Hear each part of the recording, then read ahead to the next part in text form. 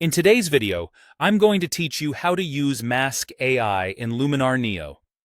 Mask AI is a powerful way to target edits to specific parts of your photo without spending ages painting by hand.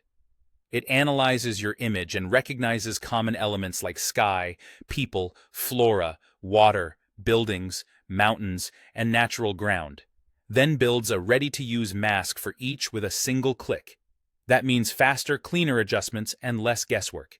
Start by opening Luminar Neo and loading the photo you want to work on. Head to the Edit tab and choose the editing tool you plan to use, such as Color, Dramatic, Blur, or Structure. This matters because masking in Luminar Neo is applied inside each tool, so you're telling the software exactly which adjustment you want to confine to a selected area. Pick the tool that matches the change you have in mind. Inside that tool, look for the masking controls. Open the masking panel to reveal your masking options. From there, choose Mask AI. Luminar Neo will scan your photo and display buttons for the elements it found. You might see options like sky, human, or flora, depending on your image content. Click the element you want to isolate, for example, sky. In a moment, Luminar Neo will create an automatic mask that targets only that part of the scene.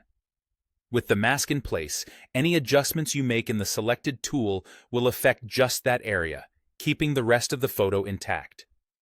This is especially helpful for tricky edges like hair, tree branches, or horizon lines, where manual masking can be tedious. If your scene includes several areas you want to edit together, you can stack masks by selecting more than one element, such as sky and water. This broadens the selection in a controlled way, so your adjustments remain focused while covering everything you intend. When the automatic selection needs a little cleanup, refine it using the brush, gradient, or radial tools.